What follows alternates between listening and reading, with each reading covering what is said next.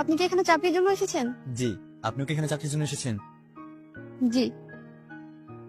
একটা কথা বলতে পারি? জি বলেন। এখানে শুধু শুধু বসে থেকে লাভ নেই। যাদের চাকরি হওয়ার কথা তারা আগে থেকে সিলেক্ট হয়ে গেছি। তাই বলি কি, এখানে বসে না থেকে আপনি চলে যান, এটাই ভালো হবে। তাহলে আপনি এখানে বসে আছেন কেন? তাহলে কি আপনিও সময় নষ্ট করছেন না? অযথা এখানে বসে আছেন। যারা সিলেক্ট হওয়ার তারাই তো হবে। জি জি ঠিক আছে, আমি বলে দিব। আপনি ইন্টারভিউ রুমে যান। তুমি এখানে? হ্যাঁ আমি এখানে। তুমি এখানে কি করছো? আমি এখানে চাকরির জন্য এসেছি। তুমিও নিশ্চয়ই এখানে চাকরির জন্য এসেছো? না না, চাকরির জন্য না, আমি থাক, আর বলতে হবে না। আমার বোঝা হয়ে গেছে যে তুমি এখানে চাকরির জন্য এসেছো। ভালোই করেছো। বাপের টাকা আর কয়দিন খাবে? এখন তো নিজে একটা কিছু করতে হবে, তাই না? না আসলে হয়েছে কি, আমার একটু সময় কম। হ্যাঁ আমি তোমার সাথে পরে কথা বলি। না না, পরে কেন কথা বলবা? অনেকদিন পরে দেখা হলো, গল্প জমে আসলে। বসো না। আরে বসো না, একটু গল্প করি। তারপর দিনকাল কেমন কাটছে? এখন কি বাবার টাকাই চলছো? না মানে তুমি এইভাবে কেন বলছো? এভাবে মানে? তো কিভাবে বলবো, আমাকে বলো। আচ্ছা আমি তোমার সাথে পরে কথা বলি, আমার খুব ইম্পর্টেন্ট কাজ আছে। আর না না, কোথায় যাবে তুমি? বসো না, একটু গল্প করি। তোমার জন্য না আমার খুবই আফসোস হচ্ছে। একই সাথে একই ভার্সিটি থেকে পড়াশোনা করলাম, আমরা পরীক্ষা দিলাম, অথচ তুমি পরীক্ষাটা দিলে না। আমি অবশ্য তখনই বুঝতে পেরেছিলাম যে তোমার ভবিষ্যৎটা অন্ধকার। সে যাই হোক, চাকরি পর্যন্ত এলে কি করে? গ্রাজুয়েশন কমপ্লিট না করলে কেউ কখনো চাকরি দেয়?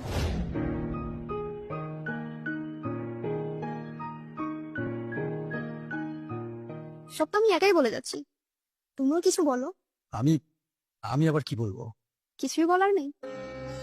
জানো, আমার না খুবই আফসোস হয় তোমার আমার রিলেশনের বিষয়টা কেন আমার পরিবারকে জানায়নি।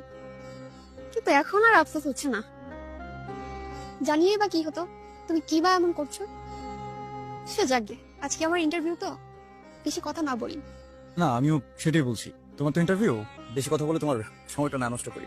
আমি বরং উঠি, হ্যাঁ ভেতরে আমার কাজ আছে। ভেতরে কাজ আছে মানে কি? তোর তো এখনো চাকরি হয়নি, নাকি চাকরি হয়েছে? পিয়নের জব করো নাকি? কিসের পিয়নের? হ্যাঁ। হ্যাঁ পিয়নের।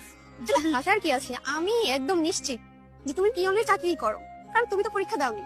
তাহলে কি এমন চাকরি পাবে?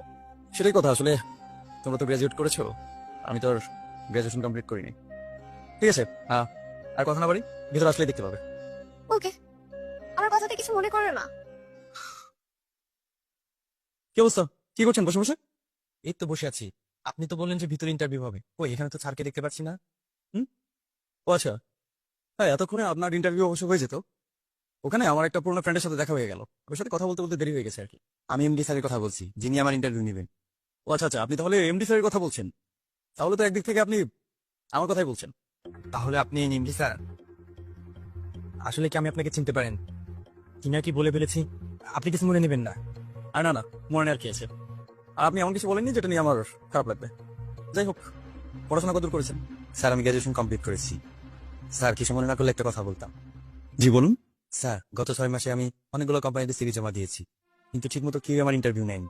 আমি যখন পড়াশোনা করেছি, অনেক শ্রম দিয়ে পড়াশোনা করেছি। স্যার স্যার আমার চাকরিটা যদি একবার হয়ে যায়, যে কোম্পানিতে হবে আমি তাদের জন্য সর্বোচ্চ পরিশ্রম করব।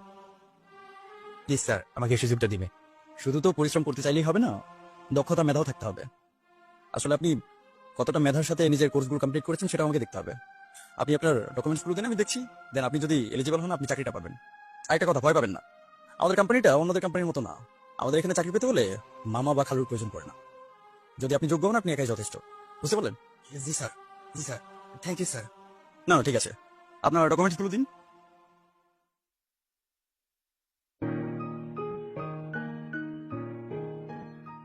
আইএলটিএস করেছেন? জি স্যার। গুড। হ্যাঁ সবই দেখলাম। যদি ঠিকঠাক মনে হয় আমি আপনাকে ডেকে নিব।